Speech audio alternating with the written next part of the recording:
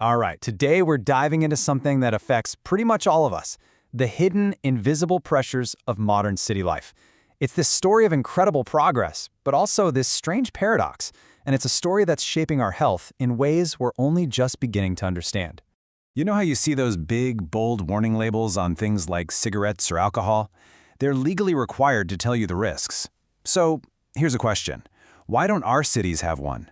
I mean, choosing where you live is one of the biggest lifestyle decisions you'll ever make, yet there's no fine print.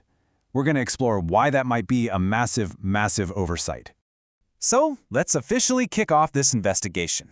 The real question we're asking is, what are the unspoken risks of this world that we've so carefully built for ourselves? It's time to peel back the layers on the environment that, for the first time in history, is now home to most of humanity. And just to get a sense of the scale here, this is not a niche issue.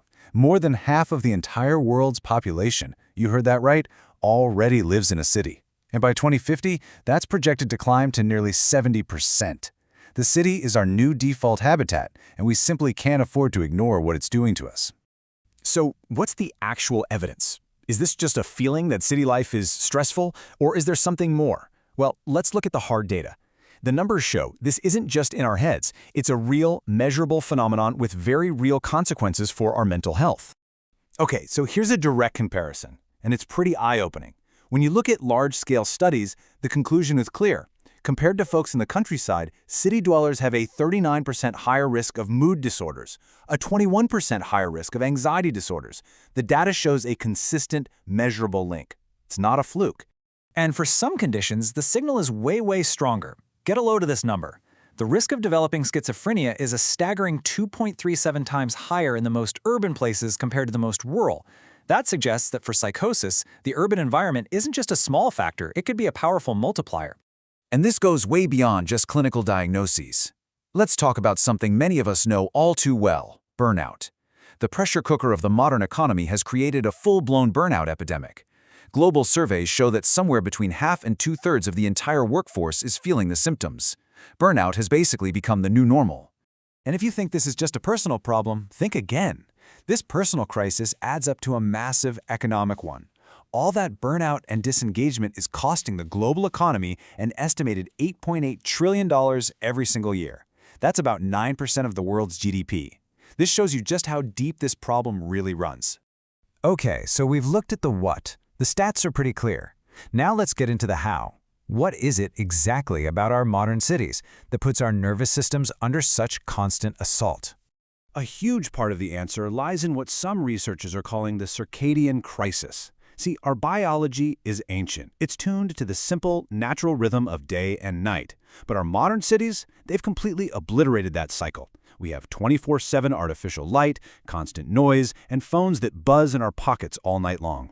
It's created this fundamental biological conflict between our bodies and our environment.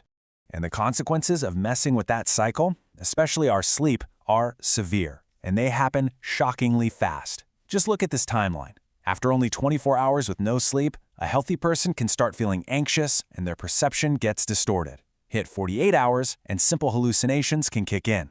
And if you push past 72 hours, the symptoms can look almost identical to acute psychosis, with complex hallucinations and delusions.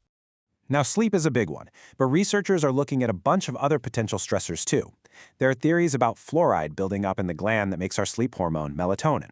There's research into whether the electromagnetic fields from all our gadgets are suppressing that hormone. And then there are the links between chronic inflammation, maybe from losing physical contact with the earth, and nutritional gaps from all the processed food we eat. These are all active questions about our total stress load. So, if our environment is a major source of the problem, then how should we think about the solution? This really forces us to challenge the typical safety net approach we take when someone hits a crisis point. This quote really hits the nail on the head. Is our mental health system really just treating individual illnesses, or is it also being left to clean up the mess from a society that generates chronic stress? It really makes you ask, are we medicating the person, or are we just medicating the problems that are baked into our environment?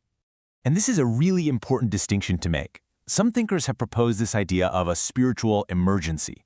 They argue that not every crisis is a breakdown. Some might actually be a breakthrough, a deeply intense but ultimately transformative process.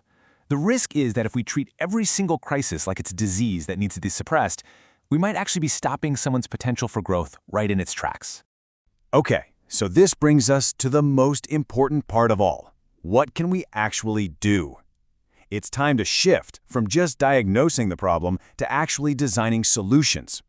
How can we start building a world that's more compatible with our own biology? Well, the good news is the research points to some incredibly powerful and honestly pretty simple protective factors. Things like daily contact with nature. It's proven to reduce stress. Reestablishing physical contact with the earth, often called grounding, is shown to lower inflammation. Integrating complex natural movement literally nourishes our brains. And maybe the biggest one of all, making deep, restorative sleep a non-negotiable priority. It's all about reconnection. And we can scale these ideas up. This isn't just about individual choices. This is a policy agenda. Number 1, make sleep an infrastructure goal. That means actively fighting noise and light pollution and pushing for healthier work schedules. Number 2, integrate nature into daily life. Make sure every single citizen has easy access to green and blue spaces. And number 3, adopt a mental health in all policies approach. That means that every decision, from transportation to housing, gets evaluated for its impact on our psychological well-being. So we end with this one big question. Our cities are, without a doubt, incredible centers of innovation, culture, and opportunity. But the data is screaming that they are also taking a heavy toll. The real challenge of our time isn't just about building bigger or smarter cities. It's about figuring out how to build cities that don't slowly and quietly unbuild the very humans living inside them.